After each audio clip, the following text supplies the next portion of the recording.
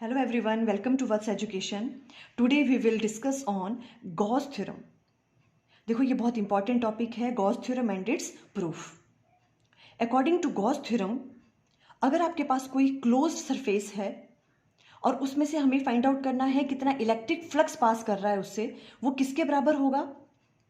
उस close surface ने कितना चार्ज एनक्लोज किया है, मीन्स उस क्लोज सरफेस के अंदर कितना चार्ज है, डिवाइडेड बाय एप्सिलॉन नॉट के बराबर.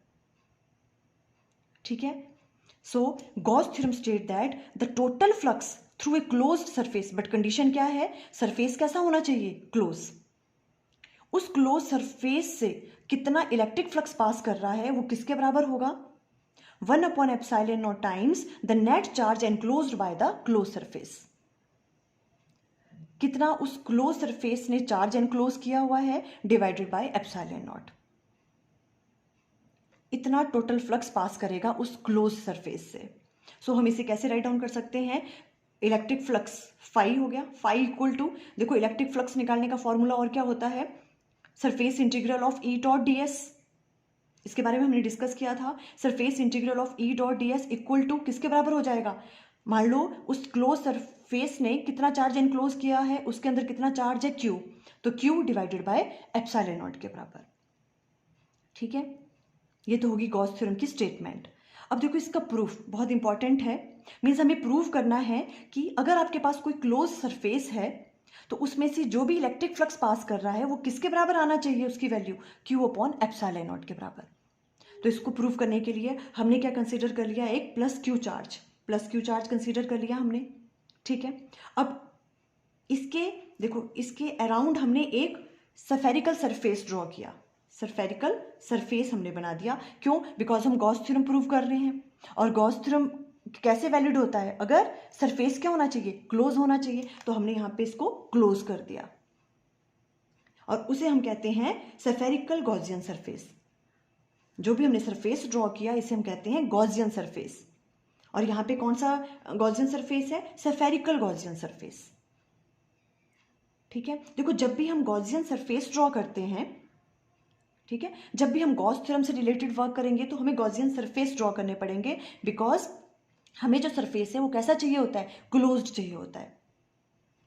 ठीक है. जब भी हम गॉसियन सरफेस ड्रॉ करते हैं तो देखो जिसके अराउंड हमें जो भी आपके पास चार्ज डिस्ट्रीब्यूशन है उसके वो सिमेट्रिक होना चाहिए.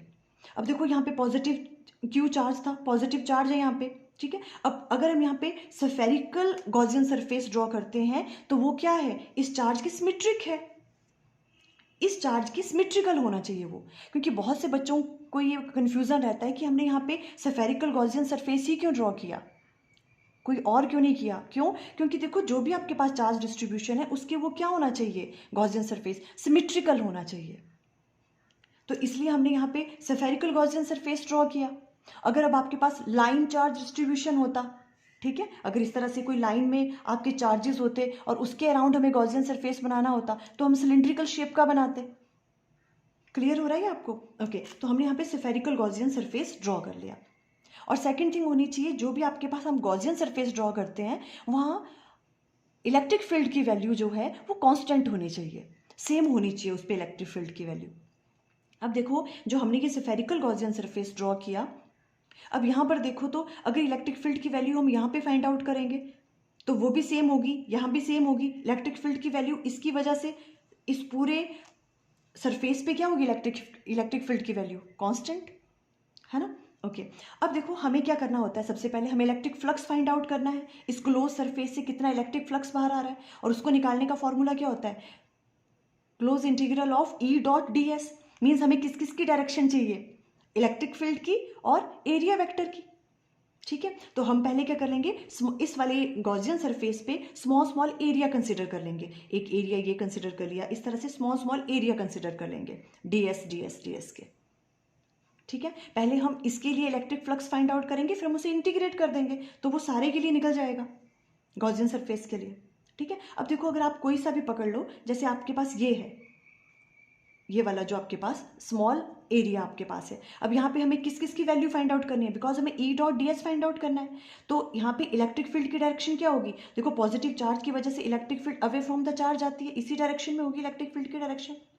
ठीक है। और ये वाला जो एरिया है देखो यहाँ पे ds, इसका अगर हमें एरिया वेक्टर निकालना है तो एरिया वेक्टर हमेशा क्या होता है, एरिया वेक्टर उस सरफेस के क्या होता है, हमेशा परपेंडिकुलर। तो एरिया वेक्टर की डायरेक्शन भी क्या होगी इस केस में, इसी डायरेक्शन में। तो ई और ds दोनों सेम डायरेक्शन में लाई कर रहे हैं, मीन्स एंगल बिटवीन ई और ds क्या हो गया, 0 डिग्री। आप सबके केस में देखो, यहाँ भी अगर आप इस वाले स्मॉल सरफेस की बात करते हैं तो भी इलेक्ट्रिक फील्ड इसी डायरेक्शन में लग रही है और एरिया वेक्टर की डायरेक्शन भी इसी डायरेक्शन में, बिकॉज एरिया वेक्टर क्या होता है, it is perpendicular to the surface, तो इसी डायरेक्शन में लगेगा सब जगह। क्लियर है। तो हम स्टार्ट करते हैं। देखो किस तरह से हमें सबसे पहले फाइंड आउट करना होता है फाई इक्वल टू किसके बराबर होगा, देखो surface integral of E dot ds। Clear है। ओके, अब देखो surface integral of E ds cos of theta, और यहीं से आपके पास क्या वैल्यू निकल जाएगी, देखो ई ds कॉस थीटा, दोनों के बीच में एंगल क्या है 0 और कॉस 0 क्या हो गया 1, तो यहां आ जाएगा ई ds। ठीक है, ये वाली वैल्यू रहेगी। अब देखो ई क्या है, हर जगह इलेक्ट्रिक फील्ड की वैल्यू हर जगह क्या होगी, कांस्टेंट होगी, तो वो इंटीग्रेशन के साइन से बाहर आ जाएगी। ठीक है, कांस्टेंट टर्म है, और यहाँ इंटीग्रेशन ऑफ क्या आ जाएगी आपके पास, ds। क्लियर है यहां तक। ओके, अब देखो तो फाई की वैल्यू आपके पास क्या आ रही है, देखो phi equal to E integration of ds। ठीक है, अब देखो e की वैल्यू क्या होगी, यहां पे हमें e की वैल्यू पता है, इस वाले चार्ज की वजह से इलेक्ट्रिक फील्ड की वैल्यू कैसे फाइंड आउट करते हैं हम, इलेक्ट्रिक फील्ड की वैल्यू e क्या होती है, K Q divided by R square. ठीक है, तो हम यहाँ राइट डाउन कर सकते हैं, e की वैल्यू क्या होगी, के क्यू चार्ज की वैल्यू डिवाइडेड बाय इनके बीच का डिस्टेंस, मान लो आप यहाँ पे फाइंड आउट कर रहे हो। ठीक है, यहाँ पे इलेक्ट्रिक फील्ड निकालिए ना हमें, बिकॉज देखो यहाँ पे हमने ई डॉट ds फाइंड आउट किया, तो इलेक्ट्रिक फील्ड की वैल्यू यहाँ पे क्या होगी, इसकी वजह से K Q divided by distance है r, तो R square integration of ds, ये वैसा ही रहेगा। ठीक है, बिकॉज आप यहाँ राइट डाउन कर लोगे, क्योंकि हमें पता है इलेक्ट्रिक फील्ड की वैल्यू क्या होती है, E equal to K Q divided by R square. ठीक है, के की वैल्यू 1/4πε0 होती है, उसके बाद में हम राइट डाउन करेंगे। ठीक है, ये वाली चीज हो गई। ओके, अब देखो फाई इक्वल टू किसके बराबर आ जाएगा, K Q divided by R square integration of ds। अब इस पूरे की इसको पूरे को हमने इंटीग्रेट करना है, हमें तो पूरे का चाहिए। ठीक है, तो क्या हो जाएगा, surface area of A sphere and that is 4πr², because हमें सारे का निकालना है। ठीक है, तो इसमें आ जाएगा इंटीग्रेट जब हम करेंगे 4πr²। क्लियर हो गया ये। अब हम k की वैल्यू को एक्सपेंड करते हैं, k की वैल्यू क्या होती है आपके पास, ठीक है। अब देखो हम यहां पे राइट डाउन कर रहे हैं, k की वैल्यू क्या होती है, 1/4πε0 q divided by R square multiply by क्या आ जाएगा, 4πr²। ठीक है, अब देखो आर स्क्वायर से आर स्क्वायर कैंसिल, 4π से 4π कैंसिल हो रहा है। ठीक है, फाई इक्वल टू किसके बराबर आ गया, q/ε0 के बराबर।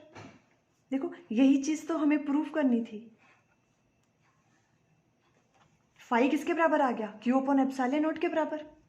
तो आप यहां राइट डाउन कर सकते हो, हैंस प्रूव्ड।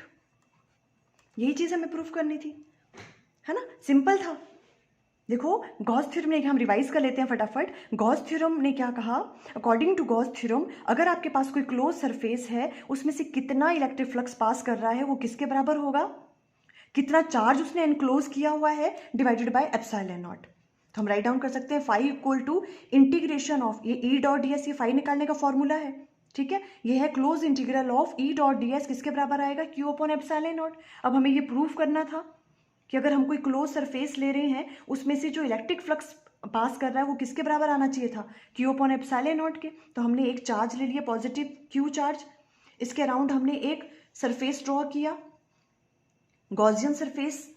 ठीक है, हमने एक स्फेरिकल गॉसियन सरफेस ड्रॉ किया, बिकॉज वो कैसा होना चाहिए गॉसियन सरफेस, जो भी आपके पास चार्ज है उसके सिमेट्रिक होना चाहिए।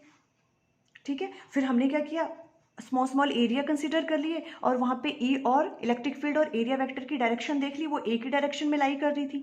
तो हमने यहाँ तक पहुँच गए हम।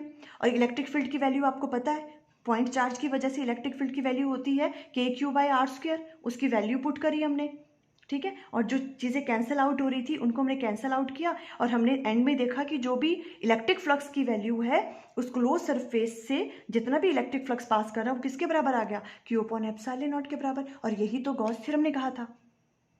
इस तरह से हम ये प्रूव कर सकते हैं। आई थिंक आपको क्लियर हो गया। Okay, thank you.